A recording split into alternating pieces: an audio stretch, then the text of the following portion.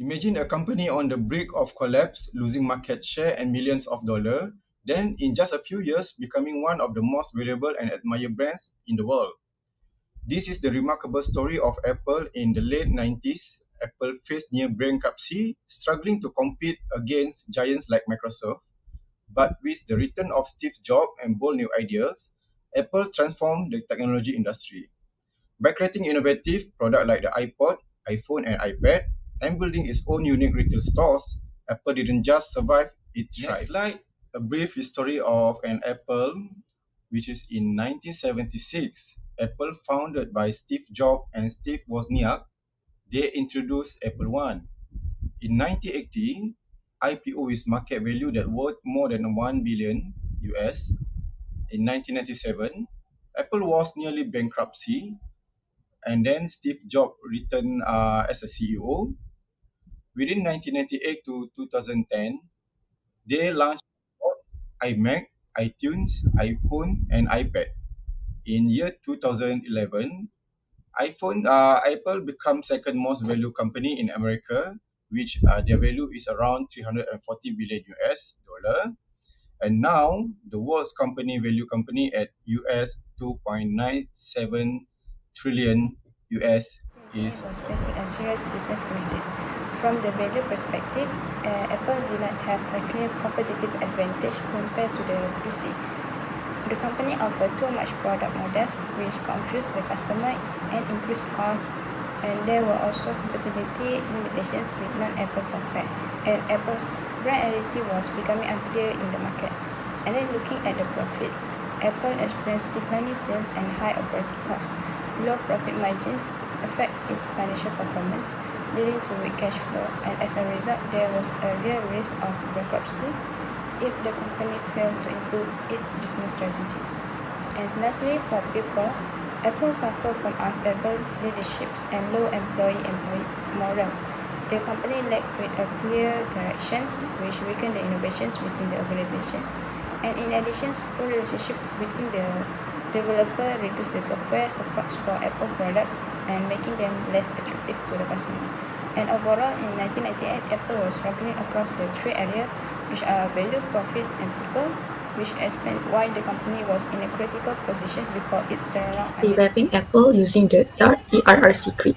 Apple should eliminate variation of product lines that confuse consumer and strain inventory. Apple should also terminate connection on retailers with poor customer service that damage the brand's unique purchase experience. Apple should simplify manufacturing by focusing on high quality products that can simplify supply chain and components across models. This reduces manufacturing complexity, inventory costs, and marketing confusion.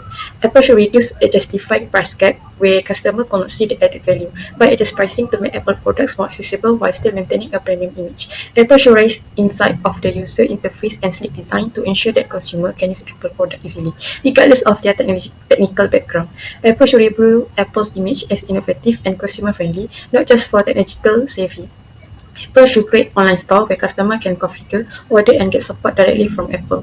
Apple should also create integrated ecosystem where hardware, software and service work together to simplify the digital lifestyle by allowing users to purchase, download and synchronize media easily through the Blue modem. Ocean. We need to know what is Blue Ocean. So Blue Ocean is a strategy where a company create a new market instead of competing in an existing one. For example, Apple created a Blue Ocean with the iPod by combining music, software, and also a simple user experience where something competitors were not offering at that time. Let me explain on how Apple created Blue Oceans through four major innovations, which is the iPod, iTunes Music Store, iPhone, and also iPad. For the iPod, Apple created a Blue Ocean in the digital music player industry by making devices simple and also user-friendly. Before this, MP3 players were complicated and unattractive, so Apple entered as a new player but transformed the market by integrating hardware with software. Next, Apple also created a Blue Ocean with iTunes by offering legal and affordable music downloads. At that time, piracy was dominant, so Apple made it easy and safe to buy music, which has attracted both consumers and also the recording iPhone. Apple entered a competitive mobile phone market by created a new space by combining multiple functions into just one device. The Apple App Store or App Store ecosystem allowed customization, making the product unique and also highly reliable. Next is the iPad. The iPad has created a completely new category between smartphone and laptops. it was designed for media consumption and entertainment. It also has attract new customers who didn't need a full computer. I will explain whether Apple entered as a new player or an existing competitor in each industry. So firstly is the iPod. So people often forget that Apple didn't invent the portable music player because Sony's Walkman had been the standard for years. Apple acted as an incumbent by taking an existing concept and perfecting the user interface that allowed them to dominate the market. Next one is iTunes Music Store. So Apple entered as a new entrant. Before April 2003, there wasn't a centralized, easy-to-use platform for purchasing music online. So Apple filled a massive gap in the industry where no market leader existed. Okay, the third one is iPhone. By 2007, the smartphone market was already populated by brands like BlackBerry and Nokia. So Apple entered as an incumbent in the broader technology space by using their resources to disrupt a market that was already full of competitors. Lastly, the iPad. Apple entered a world where netbooks were already common. So Apple used their leadership position to redefine what the lightweight media Now, device. moving on to question 3a, we are looking at where Apple's innovation actually came from across its core products. As you can see on the slide, we can break this down into 4 main areas, starting with the platform innovation. So, by creating the App Store, Apple allowed third-party programmers to add immense value, transforming the iPhone into a fully customizable tool for every single user. Next, Apple focused heavily on simplicity as innovation.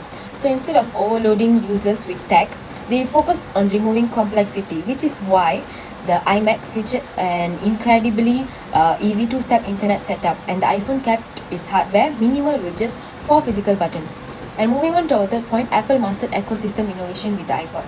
They didn't just stop at innovating a music device, they built an entire delivery system through the iTunes Store to give people a way to buy copyrighted high quality music legally.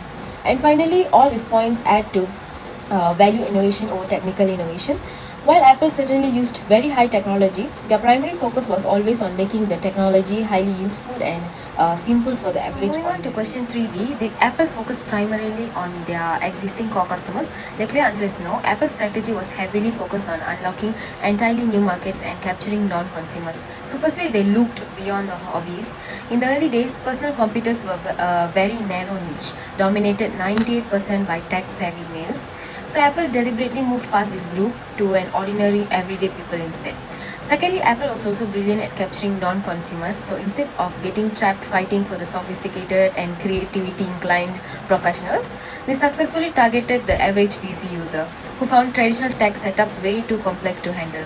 And thirdly, they drove a massive digital lifestyle adoption. So products like the iPod, iPhone, and iPad help them expand far beyond traditional computer buyers, reaching a massive global audience eager for a modern digital way of life. And finally, through the App Store, Apple achieved customization for all, and this allowed them to instantly satisfy the diverse interests ranging from business to sports and social networking without needing to spend money building those countless features. Finally, let's address question 3c. Did Apple pursue differentiation, low cost, or both? Under the Blue Ocean strategy framework, Apple broke the traditional value cost trade off by choosing a simultaneous pursuit of both plans, which led to true value innovation.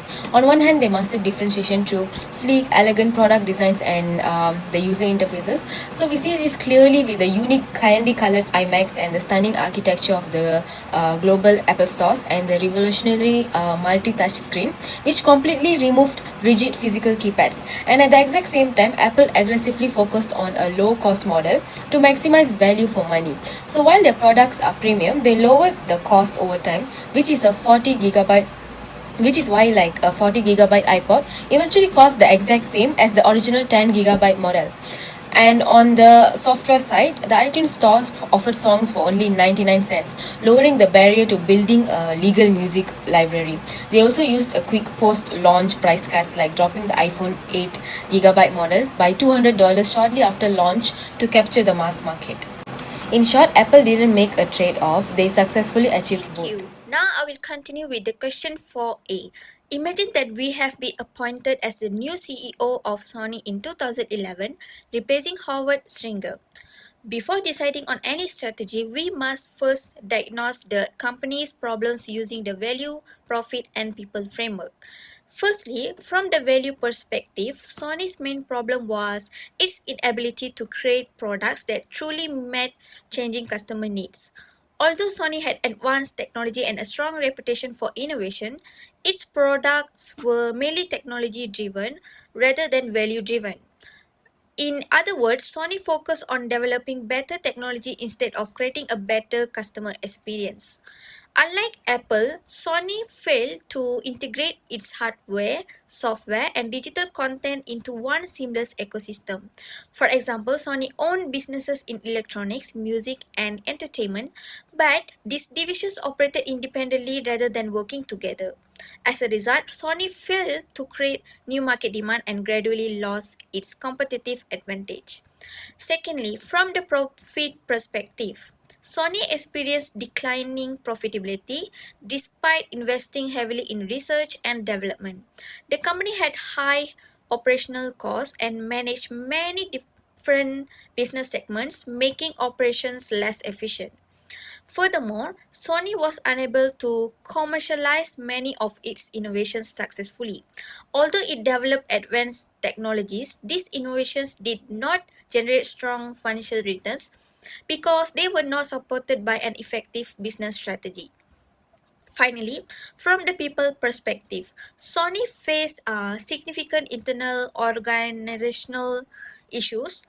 There were conflicts between different business divisions, especially between the electronics and music divisions. For instance, the music division was reluctant to support digital music platforms because it wanted to protect CD sales. In addition, Sony lacked strategic alignment across its business units. Different divisions pursued different objectives, resulting in slow decision making and poor execution. Therefore, although Sony had talented employees and excellent technology, weak collaboration prevented the company from responding effectively to changes in the market.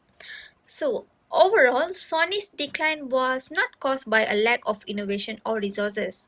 Instead, the company struggled because it failed to create customer value, maintain profitability, and align its people towards a common strategic After vision. Diagnosing Sony's problems, the next step is to determine how the company can recover. To achieve this, we apply the 4 actions framework, also known as the ERRC grid from Blue Ocean Strategy.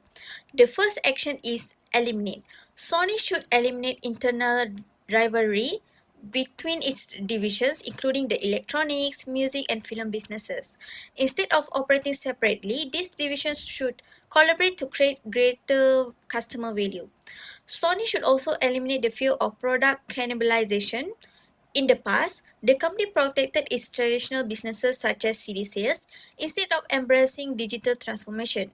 This prevented Sony from responding quickly to changing consumer preferences. In addition, the company should move away from relying on outdated legacy products that no longer meet market expectations.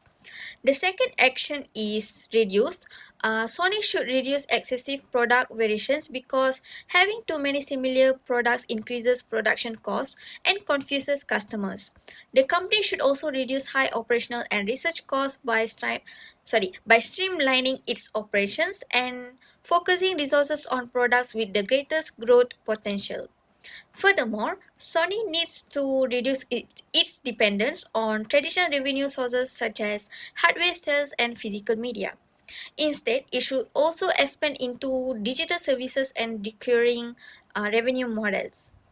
The third action is raise. Sony should raise the level of collaboration across all business divisions. Better integration between hardware, software, and entertainment content will enable the company to deliver a much better customer experience. Sony should also place greater emphasis on customer centered product design, ensuring that innovation focuses on solving customer problems rather than simply introducing new technology. At the same time, the company should strengthen its brand positioning within the digital ecosystem and improve its speed of innovation. Finally, the fourth action is create. Sony should create an integrated digital ecosystem that connects its electronic devices, gaming platforms, music, movies, and digital services into one seamless experience. The company could also establish a digital distribution platform similar to Apple's iTunes, allowing customers to access entertainment content conveniently through Sony's own ecosystem. By creating a seamless user experience across all Sony products and services, the company can generate new demand and create uncontested market space instead of competing directly with existing rivals. In conclusion, by applying the ERRC framework, Sony can transform from a technology focused company into a customer focused organization. This approach will strengthen customer value, improve profitability, encourage better collaboration, and ultimately help Sony regain its competitive advantage through value innovation. For conclusion, Apple's success story illustrates the power of visionary leadership, strategic reinvention, and relentless focus on innovation. By creating entirely new markets and redefining users' experience, Apple escaped fierce industry competition and built a powerful ecosystem that captivates customers worldwide. Its ability to integrate hardware, software, and services set a new standard for value creation. And Apple corporate strategy proved that with bold move and customer-centered design, a company can transform crisis into a global dominance.